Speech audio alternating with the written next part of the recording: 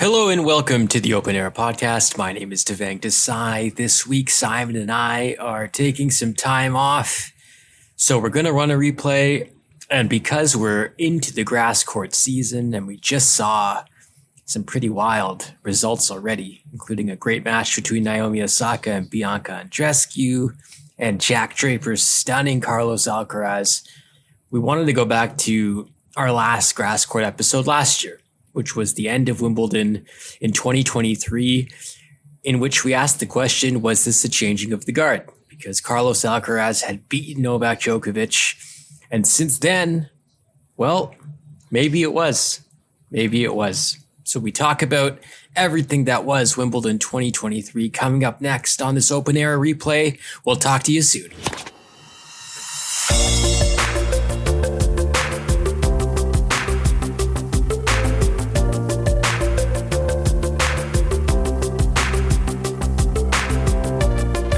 Welcome to the Open Air Podcast. My name is Devang Desai, and I'm joined, as always, by Mr. Simon Bushell on Championship Sunday. Wow, what a roller coaster of a ride, Simon. This has been a topsy-turvy weekend. Could have been better, could have been worse, but some interesting tennis, at least. I think that's very fair. I think we got two surprising champions, if you can call Carlos Alcaraz winning his second Grand Slam title a surprise. I think when everything is all said and done, we're going to look back at this tournament, I think, with a lot of revelry and a lot of excitement and a lot of fond memories, just simply because of the storylines that we got through these 2 weeks. There was also some terrible storylines at the same time, but in general, I think it was a pretty good championship weekend. Yeah, there was a point there, maybe about halfway through the second set, where it felt like it was going to be quite the dud, and not to put my fandom hat on, but just in terms of the tennis itself and Carlos Alcaraz not necessarily looking super great after getting dummied 6-1 in the first set. It was looking like, oh, okay, well, the women's final was a bit of a letdown. I think we'll talk about Markéta Vondroušova's terrific couple of weeks here, but a lot of people wanted Ons Jabeur to win that match, and it didn't come to fruition, and it was just absolutely excruciating to watch near at the end. I don't know about you, Bush, but I thought the Sunday final, the men's final, was a bit of the tonic we needed, maybe. I think so, yeah. I think the men's final, we will remember the winner, and I think we'll remember that final set, and I think we'll probably remember that half an hour game in the third set. Yeah. Third set? Fourth set? I think third set, right? Third set, I think, yeah. And realistically, we're about to see, I think, Carlos Alcaraz win a lot more Grand Slams. So the fact that he's been able to do this on his supposed weakest surface and to overcome and to slay the dragon the way that he has done, look out for LA Can for a very long time, Tev. Yeah, and we'll talk more about the men's final along with some other finals in part 2. But Simon, let's start on the WTA and talk about Markéta Vondroušová doing the damn thing. A surprise finalist, unseeded at Wimbledon, something that hasn't been done in a very long time, making a run all the way to the final and then beating Ons Jabeur in straight sets. That final felt like it went by way faster than it actually did, Simon. I think that's probably how Ons felt about it as well. She started so well, probably should have won the first 6 or so games of that match, but she wasn't able to, and the serve really deserted her. It was heartbreaking to watch. I think Ons, having been here last year, we felt she had learned a thing or two, and it seemed that way, especially in the semifinals. But that was tough to see. Yeah, it's an interesting one to know how to tackle this WTA final, because you want to give full props to Markéta Vondroušová just on the basis that she becomes the first ever unseeded player to win Wimbledon. She completes the comeback from a very serious injury and all the things that it took to get her back to this point. Someone who I think I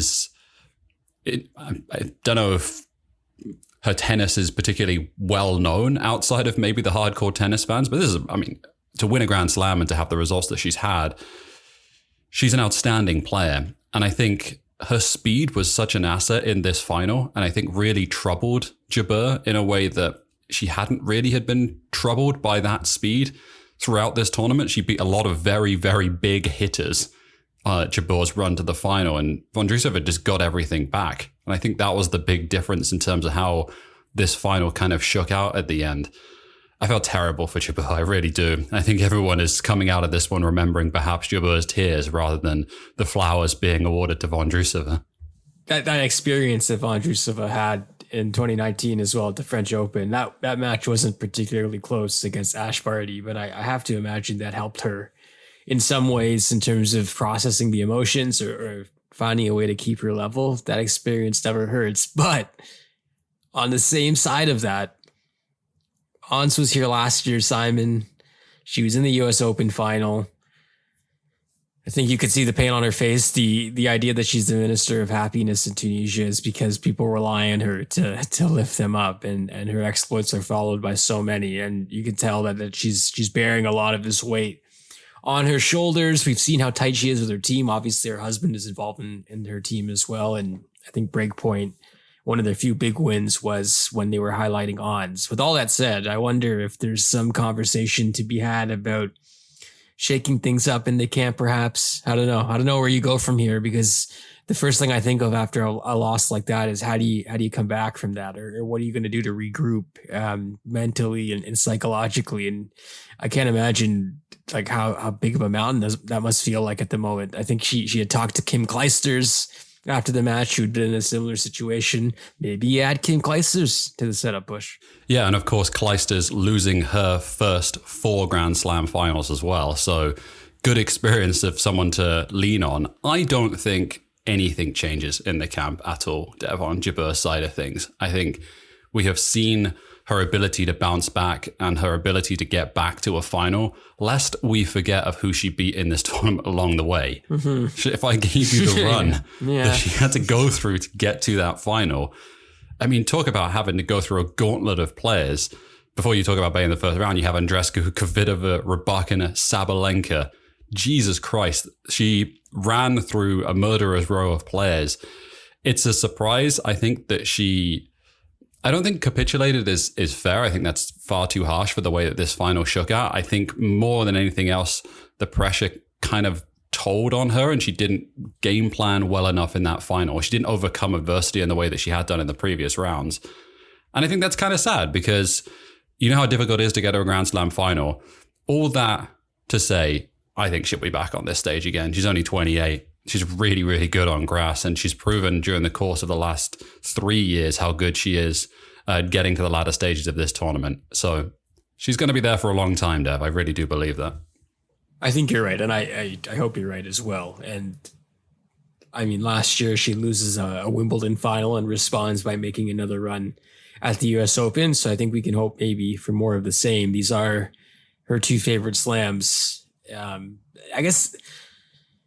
Yeah, and if there's an ability to look on the positive side, like you mentioned, Simon, there's a potential path for her to play the big 3 all in a row and play Iga in the final, which I think might have helped her. I wonder if playing someone a bit more stature would have been a positive thing for Ons, because she was just such an overwhelming favorite and had maybe a little self-doubt about how much of a favorite she should be, because I think you saw her, she got down on herself pretty quickly in that first set as well. And from then on, it seemed to kind of go off the rails in a bit of a slow motion act. But the fact that she was such an overwhelming favorite and it wasn't someone like Iga on the other side, Simon, I also wonder if that maybe played into things, along with the roof as well. And potentially along with the black clothing gate as well that made Monaco drop all around the grounds. And I thought this was a bit of a nothing story in the end, but you wouldn't have known that by listening to the ESPN commentary on this, or the prognosticators coming in and putting the boot in on Ons Jabeur in somewhat, I thought, a little harsh fashion, just to say, like, I heard naive being thrown around of like, how on earth could you send out your charge in black clothing and have to go and get changed? I mean, come on, like, it's whatever. It's not ideal, certainly. I don't think she lost this final because her preparation was disrupted. I thought she probably lost this final more so from a tactical standpoint and also from a nerve standpoint. And I don't know that that was a huge defining factor of this one. Yeah, I mean, hell, that's not a story. If she wins, obviously, and it is, though, That's kind of interesting, though. I don't know. Maybe there is something into this. You know what? I've been clothing pilled. This was a sign of things to come for sure. Potentially, yes, sure. And the point that I was making on the ability for Vondroušová to retrieve balls and just be a really good all-court player as well. I thought she served really well in this final. And conversely, Ons had a shocker on first serve. I think she was under 50% for the entire match. And I think it all kind of went downhill. I think this is somewhat of a surprising result, just given how well that she started in it. And if you were to take a snapshot of her being up 2-love and, at the start of that third game, it looked smooth sailing. And then if you took that compared to the final result and the way that it unfolded, I think you would have been very surprised because there were no signs of it in that first 20 minutes or so that this was going to go off the rails. Just to go back on Vondroušová, Bush, you mentioned speed, employed the slice excellently, big lefty serve.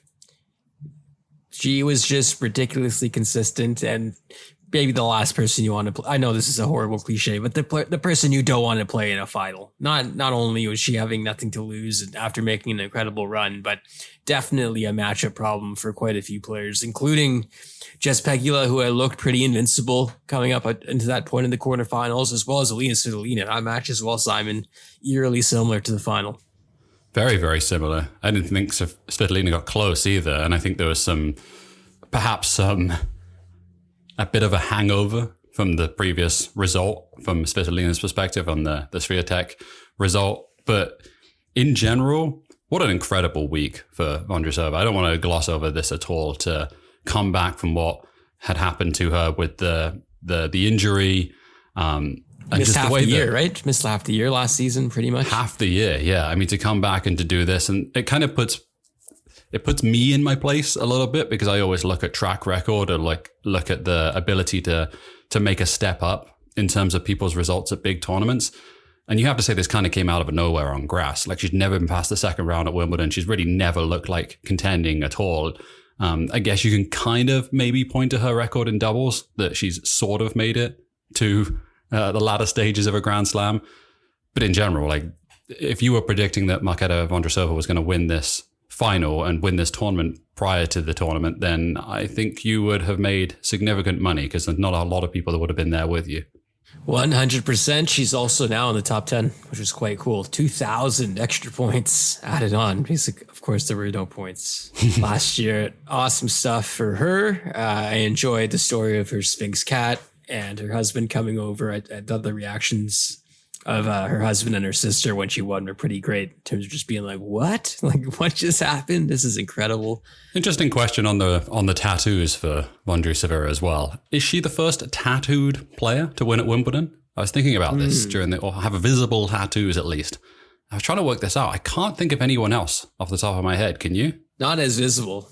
Probably, I'm sure a few others have had like things that you couldn't maybe see, but yeah, I think it's a high potentiality. I think initially you might be mistaken that they're like athletic patches, and then you're like, wait a minute, those are tattoos. I'm really curious now. If someone knows the answer to this, please reply to us or send us an email or like call us out, because I'm genuinely curious whether or not Maresmo seems accurate, right? I'm pretty sure Maresmo has tattoos. Is that it? That might be it, right? There could be debate though when they got it, and like whether that lines up, if they got it before they had won or when they had won with it. So a lot to unpack there. Either way, monocles dropped all over. Monocles everywhere. It's like, my goodness. The game has gone. This is ridiculous. You can't be having this at all. Princess of Wales was there. Simon, I know you didn't care for that. Yeah, I mean, absolutely abolish the monarchy, of course. The insult to injury for Ons to have to go through that after such a tough loss. Yeah, no one wants that, do they? To have to interact with either the Prince or the Princess of Wales. Are you a pro abolition of the royal box person? Yeah, get him out of there. Get him out of there. Keep the people that mean something to Wimbledon box. I don't know. I just wanted to make sure Stefan Edberg has a good seat, because he put him in there with all the other fans. Wimbledon's not going to be like it. It looked like Andy Murray was sitting with the regulars, the sickos, and the regular seating. So I mean, man of the people and all that. I saw Stormzy was there too. He was sitting in regular seating. So yeah, be a normal human being. That's all. Dev, a member of the big three did not win this title. I know. I was going to ask you how. Not shocked. Shocked is too strong, but I am surprised by that. I definitely thought at a certain point, probably right after she had won that first set, that Sabalenka was going to do this. Yeah, I think that's a really interesting question to figure out on the women's side, which is the most surprising result of the week or the 2 weeks in terms of just being unexpected and just being from form. What did you think was going to happen? I think I'm with you. That Sabalenka Jabeur in the semifinals, I was certain, absolutely certain that thing was only going to go one way from the middle of the second set and from that break as well. I was shocked to turn on the TV, or I would say from flipping to my laptop to the TV and seeing that, seeing that it was still going and Jabeur was actually playing incredibly well. She also really could have been out of it in that third set as well. So I think that I'm probably with you. That's the most surprising result. I think that final set of the Rybakina one was kind of mystifying as well. And I know Jabeur was in the zone and everything, and Rybakina was a little bit all over for the 2 weeks. I don't know that she ever found a level of consistency. But that's also, it's just an incredible win from Jabeur. Jesus Christ, on grass and everything. But it's really kind of sad that she didn't win this tournament, just given how... Right? And we're going through it, just like, how did she win this match? Or like, how did she win that match? And then it's like, oh, come on. After that second round blip that Sabalenka had, I thought she looked the best for most of this tournament. And even Iga losing to Svitolina, there was some cracks in that Bencic match that left you thinking, it wouldn't be a shocker if she lost before the final. But yeah, I was pretty surprised by the fact that Sabalenka wasn't able to make this final. I think she probably wins this final too if she plays Vondroušová, but who's to know that? It's very clearly Iga's weakest surface. I think that's very true to be said at the conclusion of this Wimbledon tournament. And I think she's clearly made strides. But yeah, that Bencic match, I think, told you everything you need to know against flat hitters, and people can hit through her a little bit. And she's not able to use her speed as a huge weapon on grass the same way that she is on other surfaces. She looks much more human and much more beatable, and it turned out to be the case. The last few winners, I believe it's 6 years in a row, Simon, that it's been a new first-time champion on the women's side. Correct. That's 6 years in a row. It's pretty interesting, and I think it's one in the column for the people who insist that there is something significantly different about the grass game as opposed to other surfaces. I believe that maybe Carlos Alcaraz is blown up in a couple weeks, but I don't know where you stand on that. Yeah, I think I probably agree with you. Certainly on the WTA side, there's many more things to go into than just the surface, but I think it certainly plays a factor in terms of having a bit more parity and it's a bit more challenging to see the same players at the latter stages of tournament. That being said, Ons Jabeur made it to 2 finals in a row. So right. And there's a lot of familiar names. If you go back just a year before that and look at Serena, Petra, Venus, Mresmo, Sharapova. Yeah, there's a lot of familiar names. Also a name on that list, if you go back even a bit further, Jana Novotná, 1998. This is now Ons Jabeur in full Novotná territory. Bush, so according to our Discord, our wonderful Discord, where we had a blast these last 2 weeks, but I think that comparison was spot on. I think so as well. Yeah, of course, at this tournament as well, in the Royal Box for the women's final, it was a who's who of the women's game showing up, which was nice to see.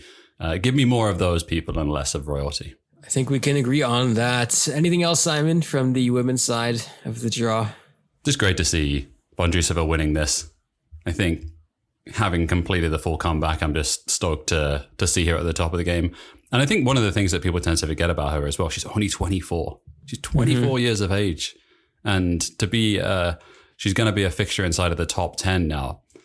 If she's managing to stay healthy, Dev, look out on clay again next year. She's a fantastic clay court player. I'm really excited to see how she does.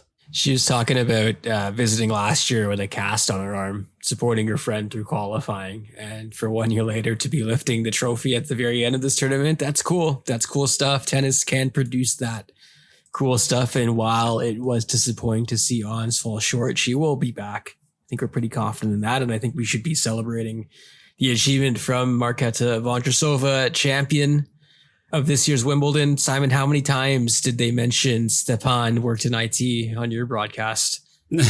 A considerable amount. I was like, all right, we get it. He's super lanky. Cool. Lots of screen times for the husbands and lots of quotes from the husbands during the course of this as well. So it's a good week for the partners. He played tennis too a bit, I think, but he got injured when he was 18, so he had to give up that. But awesome stuff for that family and their cat, Frankie, as well. You've got to say, just coming to close this section out, and the desire for so many people to see tennis create stars and to market differently. Ons Jabeur is firmly fixed into the British psyche now, and probably most of the tennis watching public, to know her story, know her background, understand the journey that she's been on, know what the relationship is with her camp, all the work inside of Breakpoint as well. This is a star. This is a real star, and someone that I think it's very cool to see her at the top of the game. And this is a journey that is really easy to root for because she's the underdog, and she's also been there at the summit so many times. Not quite at the summit, but she's been at the top of the mountain, not quite there. And it's going to be fun to see her journey continue and to see the way that she's pushed in the sport. All right, we'll leave it there. When we come back after the break, the ATP men's final at Wimbledon, Carlos Alcaraz winning in 5 sets over Novak Djokovic. We'll talk about all of that, plus some other championship deciding matches at Wimbledon coming up next.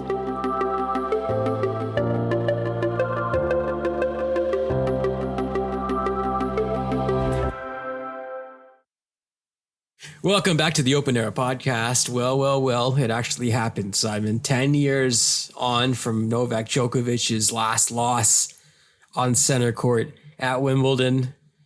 History repeated itself with Andy Murray in attendance. Carlos Alcaraz is now a multi-time slam champion, adding Wimbledon to his trophy case. 5 sets. Give me your honest, no BS. What were you actually giving percentage-wise chance of this happening, Simon, before the match?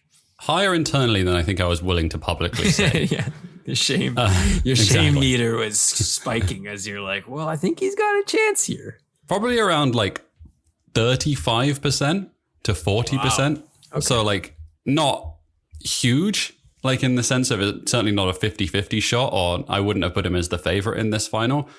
But you could clearly, and I think actually it's worth pointing out on this one of how you see the tour and how you see this matchup between Carlos Alcaraz and Novak Djokovic, because I think taking a step back from this, I believe that Carlos Alcaraz is the favorite going against Novak Djokovic on every other surface, on every other court in the world. I believe that's to be true.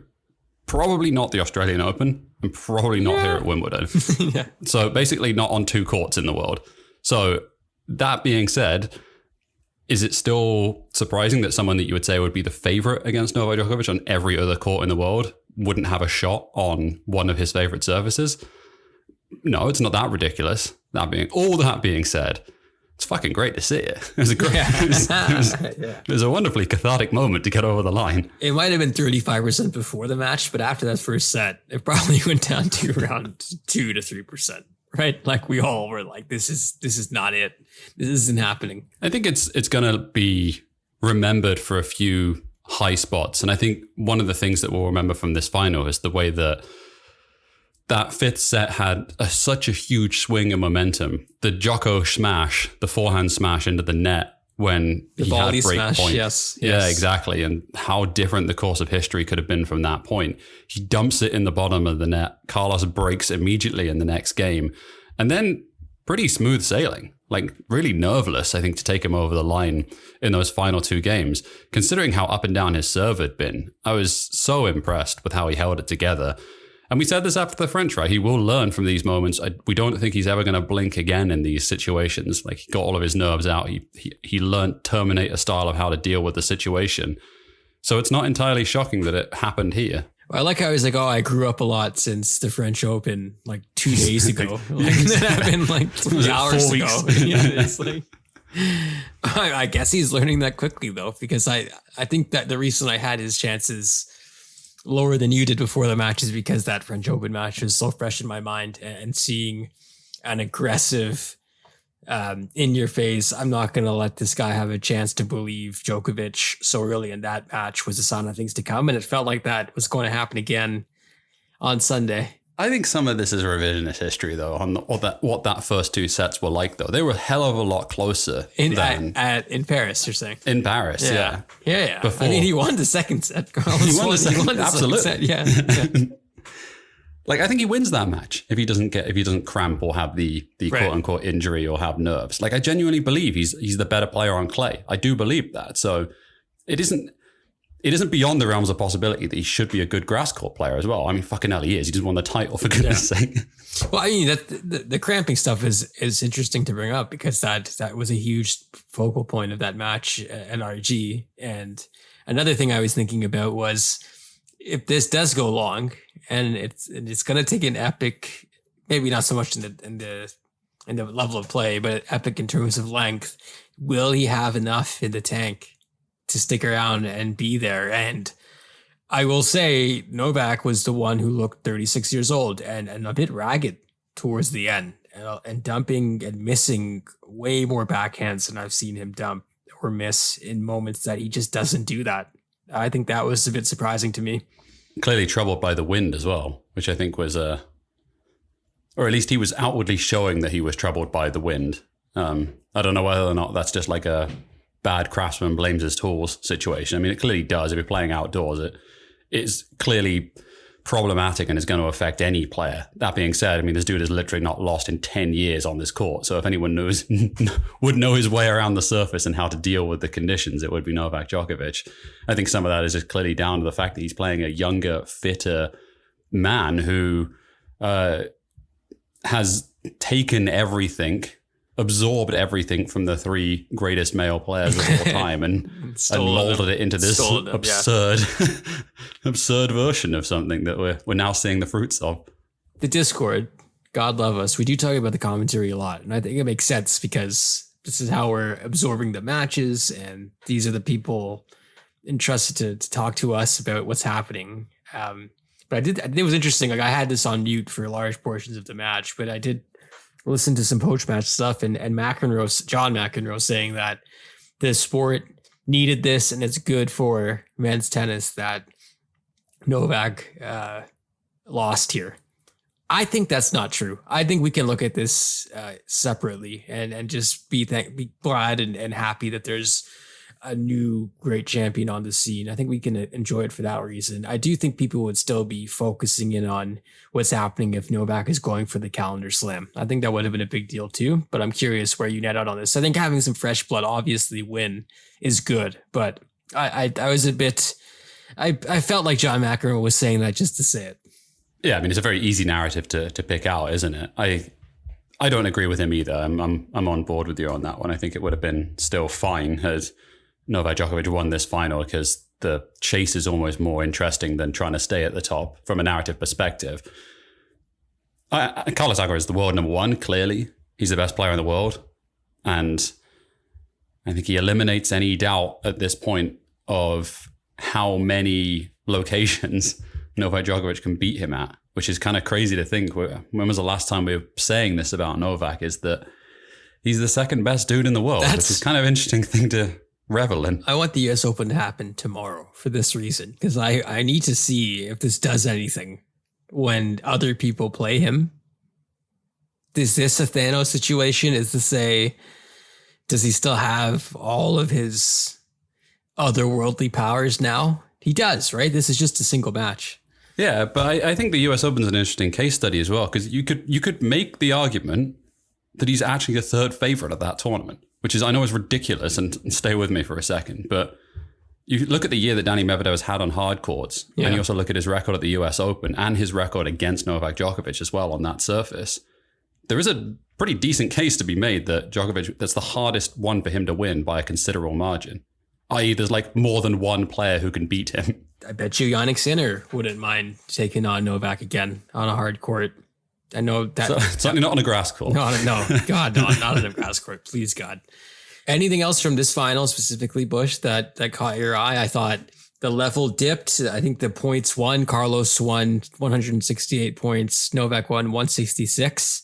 Very, very tight. It's 2 points difference. The line calling was, wow, not good. I I feel bad, but the robots had a great marketing campaign for themselves over the last couple of days. Yeah, why are we still doing this in 2023? Like, what the fuck are you doing? Oh, a lot of calls. A lot. And also, hey, guys, like the court is just battered over 2 weeks. So no wonder it's hard to see what's happening back there. I'm as pro workers' rights as you ever find. But goodness me, pay those people to go and do something else. Keep them as employees, but we'll find a use for them somewhere else in the club. It'll be their job to train and build these robots, which are interesting to take over. Oh yeah, just give them the money, alternatively, and then give them a nice spot in what has now been christened the players box instead of the royal box instead, or the working class box. Well, one of the point I'll make from this final is just how off balance Novak Djokovic was from a player who is impeccable with his footwork. And really that is one of the calling cards that he's managed to win 1 billion titles and to not lose here for a decade.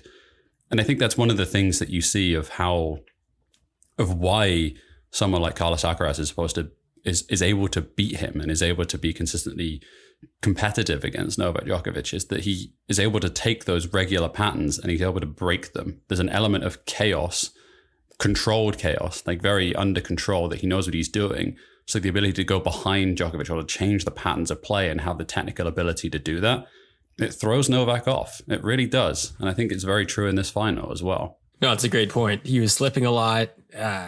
Those ASIC shoes took a beating from Novak himself, who pummeled them several times. Novak also smoking the post, the racket post, had a few run-ins with a cap wearing Fergus Murphy. Saw heel Novak a bit, who again, the Wimbledon crowd, not a lot of love there. I mean, some of these people are terrible. So I was like, yeah, go at them, blow kisses at them. But also, do you have to do this? It's not a good look for him smashing the net post, was it? It wasn't. That was bad. And it looked like he kind of hurt himself for a bit, which would have been just the ultimate irony if he destroyed his quest for immortality by injuring himself. That was one of the only ways I could see him losing this title, right? Like it was either that or Carlos Alcaraz, basically him or him alone can wrestle this away from Novak. But yeah, he didn't look right. He didn't look comfortable at all. And not the Novak we're used to seeing at slams, where you can kind of forget everything that you've seen beforehand because he has that ability to compartmentalize and move on so quickly. It looked like he had some trouble with that on Sunday, and Charlie learned a lot from that French Open match. I think so as well. I think he was made to look uncomfortable, and I think anything different said than that, I think, is doing a very big disservice to the world number one, because yes, maybe his footwork was letting him down. Maybe his shoes weren't doing it. Maybe it was the wind. Maybe it was all of this thing. It was Carlos Alcaraz too. Yeah. Maybe it was just the world number one. Yeah, it was Carlos Alcaraz. Juan Carlos Ferrero looking like a race car driver for at least like a Porsche Le Mans team. I don't know. The BMW thing threw me off, but love to see his brother in the crowd, the younger Alcaraz, looking bored as hell. I love it. Yeah, he sort of sits between the two brothers, right? The sort of bigger, chunky Carlos, the older one, and the smaller, blonder one. Carlos is like the perfect embodiment right in the middle of the two of them. Can we talk about how Alcaraz absolutely brutalized Holger Rune and Daniil Medvedev before this final? Like, you want to talk about a week-defining stretch here of laying waste to your contemporaries. He didn't get to play Sinner, but holy cow, that's impressive. I think there's actually a really interesting question to ask on this one. You take Novak Djokovic out of the equation. Let's say he retired tomorrow. Anyone even close to Carlos Alcaraz? Maybe Danny Medvedev on a hard court? Yeah, Sinner on a hard court, maybe. Having that match point last year, he could make a claim to that. But Rune on a clay court, I guess you could maybe hit the case. That's pretty big gap, I would say. It's opened up now. The aura is only growing. Yep. Medvedev, I mean, good run for him. No one really expected him to do anything on grass, but that was a humbling loss in the semifinals. This is such a funny narrative that we've managed to get for Danny Medvedev, right? Oh, the world number 3. Yeah. Well done for making it to the semifinal. Underdog right to the semifinals, playing to his seeding. Chris Eubanks, wonderful story. He pushed Medvedev to the limit in the quarterfinals. Won a lot of people over. with his post-match interviews as well. That was cool. But overall, I mean, I expected chalk. I expected to see Novak on Sunday lifting this trophy for his 24th slam and his 8th Wimbledon title to tie Roger Federer, and we didn't see that. And I'm frankly still a bit stunned. I think for me, Simon, this is a breath of fresh air in the sense that I'm not the biggest Novak supporter. I've come to respect his game and arguably a lot more other things. Like I don't dislike watching Novak play, but I did find it dispiriting that all of his foes would kind of crumble in the same manner at the same juncture. So to see someone break through and rewrite the script like this, that to me was very positive. And it's a great thing to consider as we head to North America. I'm stoked for the US Open now. I really do genuinely think there was 3 players on the men's side who are going for that title. And we'll see if Jannik Sinner has learned anything from making it as far as he's ever done in a Grand Slam, to see if he can catapult that again to making the latter stages of a Grand Slam. It's a good time for the men's game. It's a good response to what has been quite a boring season. All right. We have some other finals to talk about, Bush. So maybe we'll do one of them here and then we'll move the rest into parting shots. Well, I think it probably starts with the first British boys champion, does it not? In 64 years? 63 years? Say something what? Like that. Wow. Henry Searle wins 61 years, excuse me. Yeah, Henry Searle winning the boys title. It's been a very, very long time. Some names from the past, just to put this into context. The last boys champion was Stanley Matthews. No, not that Stanley Matthews, the son of that Stanley Matthews, who went to go on to win this title. That's on the men's side, I should say, the boys' side. Obviously, Laura Robson winning this on the girls' side. But yeah, like, it's kind of cool to see. The state of British tennis has been under the microscope, not least because of some of the quotes that we sort of highlighted by Dan Evans a few weeks ago, saying that the victory by Emma Raducanu papered over the cracks of the state of British tennis in general. So to see Henry Searle go in and win this title is really kind of cool. I don't know if he's ever going to do anything at senior level, but at the same time, it's nice to have a home winner at the junior level. Unseeded too. Pretty amazing run to this final. He took out the number 1 seed as well in his first match. Not a whole lot of other British flags though in the boys draw, Simon. So maybe lending to what Dan Evans was talking about, or that lack of depth on the development side for the Brits. Very nice story for him. Let's talk about some other finals, including an epic in the wheelchair final, plus parting shots coming up after the break on Open Era.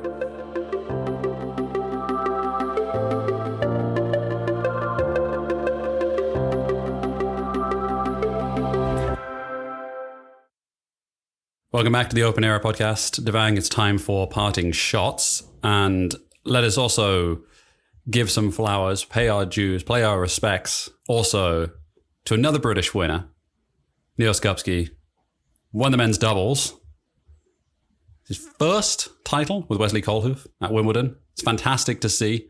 This was a demolition job, this final. I watched the highlights back. I wasn't able to watch it live, but by all accounts and reading the write-ups of it, this was not very close. It was done in 77 minutes.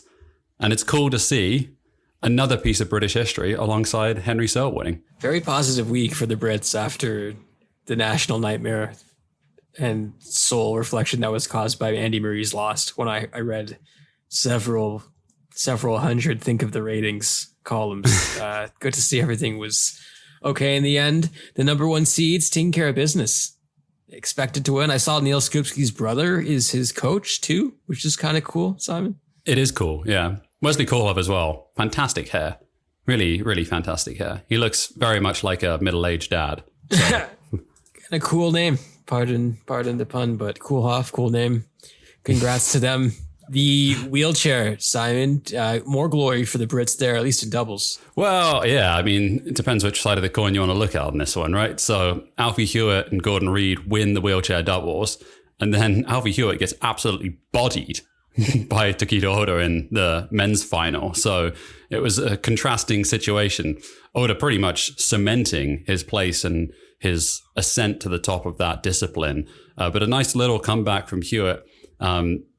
given that he is, how many times has he won this? 5? I think it's a 5-time champion in doubles here. So yeah, good on that side of things. Not so great on the singles side of it. And boy, oh boy, this Oda kid is pretty special, Dev. He's 17 years old. It's crazy. And he dominated Alfie Hewitt's teammate Gordon Reed as well in the semifinals. So that must have felt nice as well, considering they lost the doubles. But the new phenom in men's tennis is thriving, backing up his French Open win with a Wimbledon and taking over the mantle from Shingo Kaneda, who won last year's Wimbledon but retired in January of this year. Very cool to see, Bush. It is fantastic to see. Let's switch gears and go to the wheelchair singles for the women's side of things. And Didi de Groot takes your 45 match win streak for Novak Djokovic and laughs at it. What if I give you 110? No, 111. It's 12 in a row. Is this 12 in a row?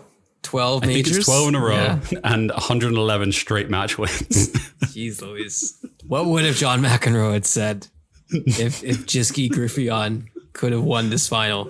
What would he have said? Do you think John McEnroe has ever watched? I mean, he doesn't know who Nicholas Jarry is, so I don't think it would be a good bet to ask him. 19 slam titles for De Groot. And 111, Jesus Christ, 111 matches in a row. This is domination. This is potentially, you could say, one of the most dominant periods for any athlete in any sport, in any discipline. That's how completely and utterly she's owned the field. The girls champion as well. I know Cromulent Josh in the Discord shouted out Claire Veet and Ganu, who won. 16 years old, Bush, a name to watch. If Josh is saying watch out for someone, then you should watch out for them because they're probably going to be winning some titles very soon. But that's a name to file away. Yeah, keep an eye on it, right? Yes. Cromwell Josh has done any level of circling of a player, then usually keep it firmly on the radar for the next coming few years. I watched this final, actually, mixed doubles. I was like, why is Ivan Perisic, the Tottenham Hotspur midfielder, in the players' box? I was a bit confused. And then you must be friends with Pavic. But I watched this mixed doubles final, which was quite fun, Simon. It was, yeah. I really enjoyed this one as well, having, fully stapled my colors to the mast of saying that it was going to be a different pair winning this, and then they get promptly dumped out in the first round. Shows what I know about this sort of thing. But Kichenok, first Grand Slam title for her. It's a really cool story. And this is actually a really fun final to watch. Mixed doubles is a cool discipline in general. If you get a ticket for a certain day at Wimbledon and you get to see some mixed doubles, it's a really interesting and fun discipline to watch. 100%. Scheduling stuff this year, I know there was a lot to discuss about that, especially in last week's episode, Bush. But I think the women's invitational final, which was a banger, was on at the same time as the women's final. Is this true? I can't recall if I'm reading this correctly. But in any case, Kim Clijsters and Martina Hingis beat Cara Black and Caroline Wozniacki in the ladies' invitation doubles tennis. Like, I can understand why some people might want to watch that.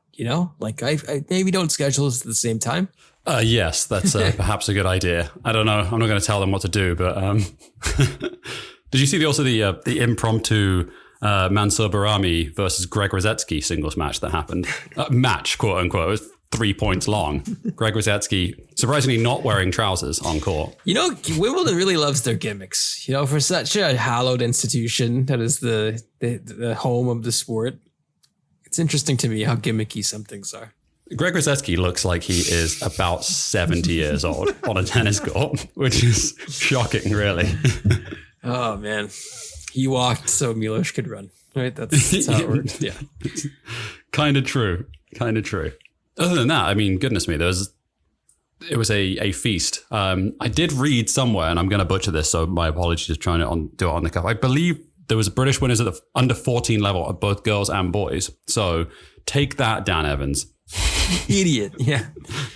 Also, as we record, the legend Sway and Strykova are battling Elise Mertens and Sanders in the women's doubles. So TBD on who wins that. DeSway Way against friend of the show, Elise Mertens, Simon Torrin there.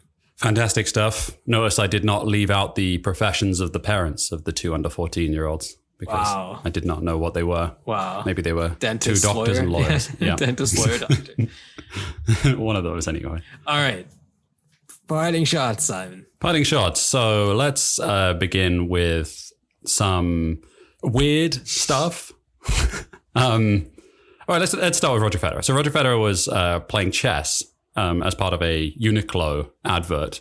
Did you see this video? I did. He's playing like a youngster, like a 12-year-old grandmaster, something like that. Yes, in New York City as well, in a park there. It was very fun to see.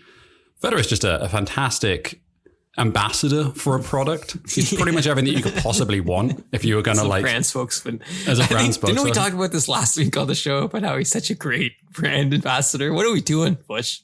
Are we getting that on running back? God damn it. I'll take the Uniqlo one. Like at least some decent t-shirts. I have no idea what they're from an ethical standpoint, if Uniqlo are any good or not. Probably not. That video was great, but I also like when the kid's like... the kid brought his friends along and then Roger is deserted. Like he has no friends there. I thought that was a funny contrast. Yes, I noticed he also didn't include Novak Djokovic He in that didn't list. in the friends list. No. Straight to Rafa. I saw Rafa congratulate Alcaraz. You better believe there'll be a Roger tweet congratulating Alcaraz. I'm almost positive. If there hasn't been already, there will be one. Has to be. Good win for Nike as well, right? It's been a bad 5 in year a for row. them, so. Yeah, big win for Nike. No 5 in a row. This Taylor Fritz Twitch thing, you have to explain this to me because I'm at a loss for words. I don't really know what happened. He gets dumped out, right? So he loses at Wimbledon. And then he goes directly to Twitch a few days after. TwitchCon? Did he go to TwitchCon or is he on? He wasn't at TwitchCon, no, as far as I understand. I think he was just doing some live streaming, right? Like that's it. And the only reason I put this into the notes is just it's kind of nice to see someone using a professional player other than Andy Murray doing Twitch streams. And if ever there was someone who really fit into that bill, it would be Taylor Fritz. So yet another good stroke of marketing here. Got to imagine there's some Morgan Riddell influence there.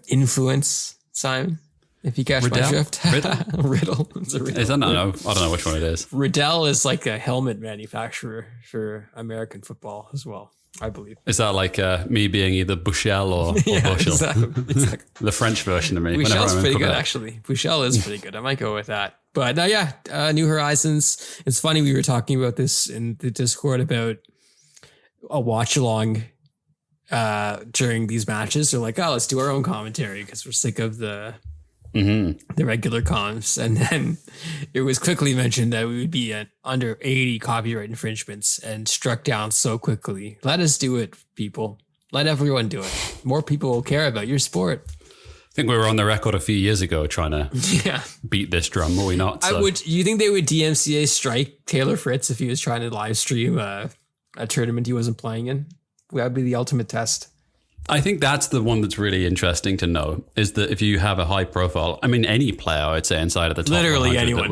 Literally anyone who's willing to. Yeah. I'd be very, very fascinated to see what either the ATP or the WTA did about it. I don't know. Would it be ESPN? It'd probably be the broadcasters over the actual tour, right? I'd imagine. I think so. Yeah. Interesting. I'm down for it. I mean, we're sign us up. Victoria Azarenka, Simon. Yeah, I mean, she went on a journey during the course of this fortnight, did she not? From being asked truly ridiculous questions at her press conference to being booed off of the court in her match, in the round of 16 match against Alina Svitolina. She was also had some interesting quotes around Novak Djokovic as well when she was asked about it, and trying, I think, a little bit coming to his aid in terms of trying to offer her own view of how she sees the Serb and how what her relationship is like with Djokovic as well. What did you make of the booing of her going off court? This one is clearly going to have a lot more legs to it, and I'd be surprised if we don't see more of this at the US Open as well. But we've seen some buffoonish behavior, some clownish behavior at every Grand Slam so far this season. So it wasn't particularly surprising that we see it here again.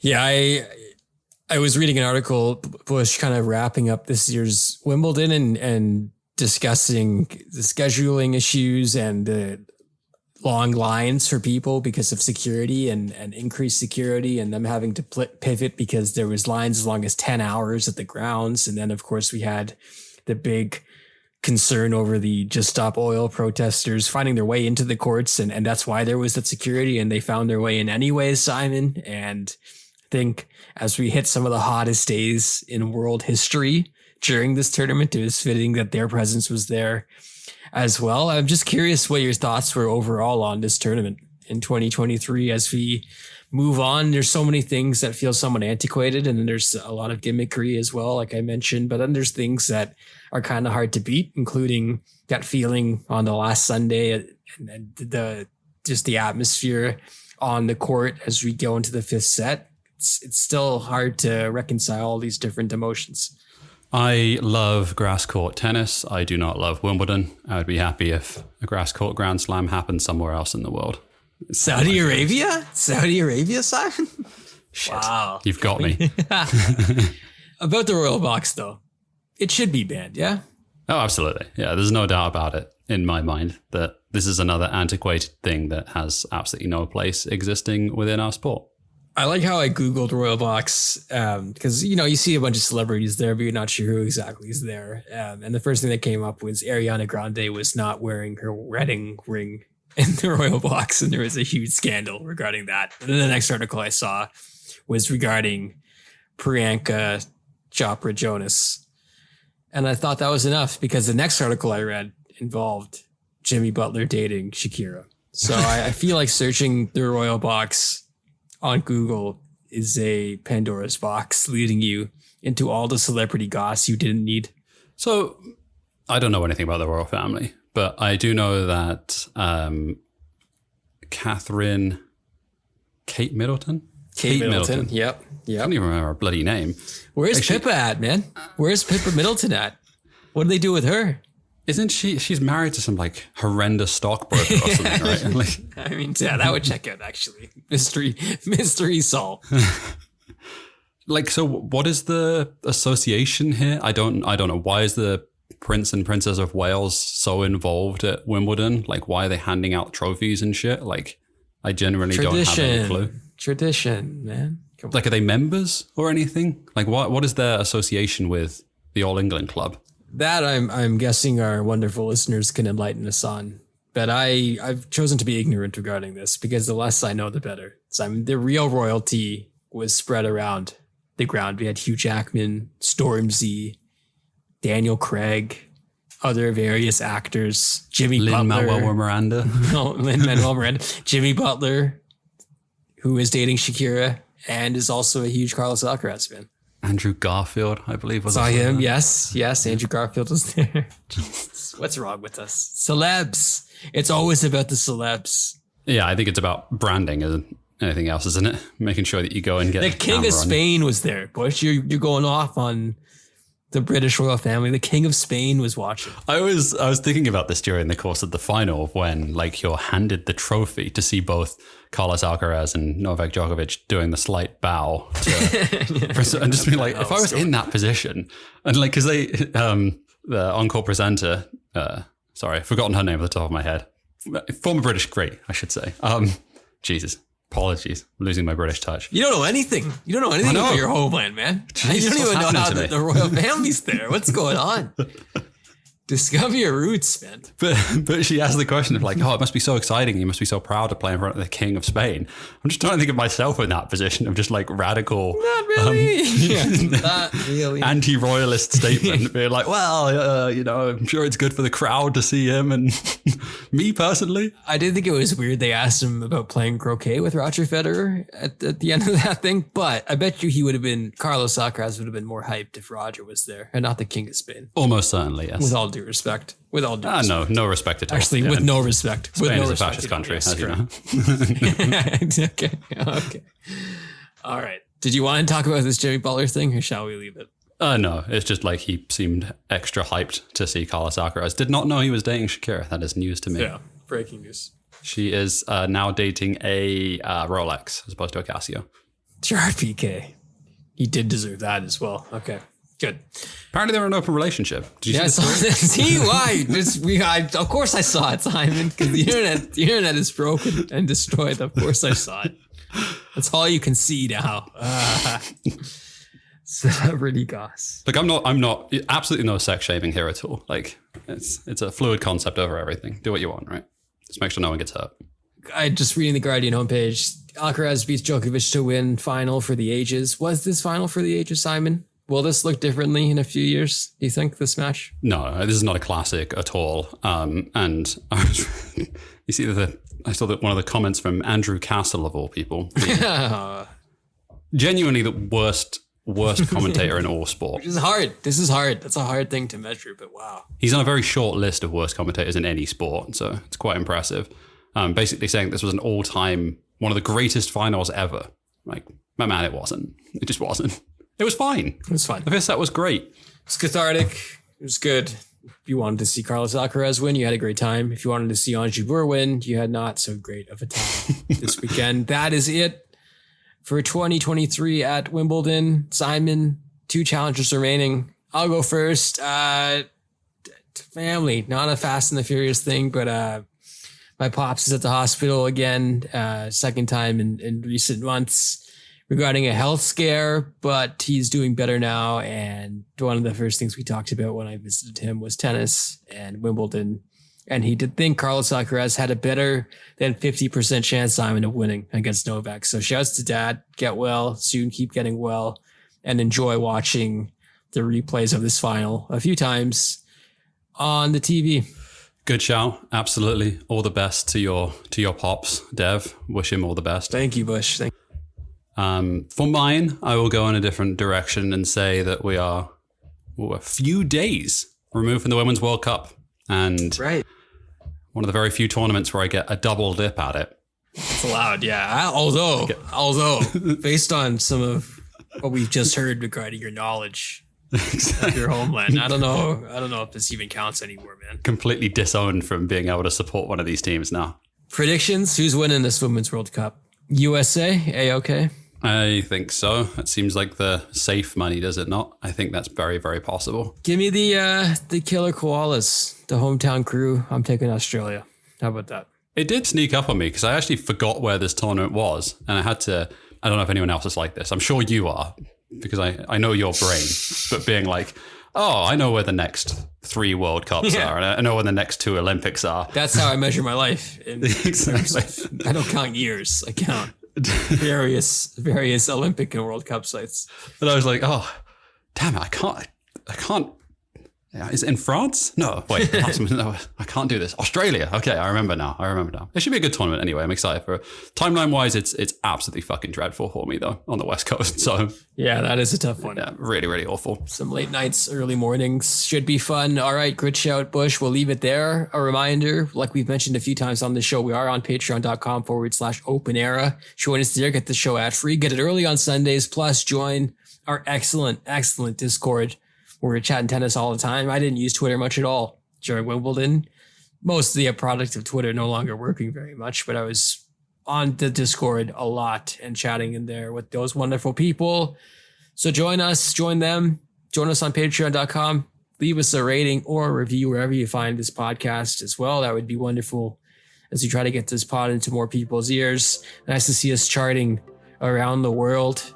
Doing well in Great Britain as well, Simon. I'm not so sure we will be after this week's episode, but let's hope they forgive us for this horrendous sin. Okay. For producer Dylan on the ones and twos, and for Simon, thank you so much for listening to Open Era. We'll talk to you next week.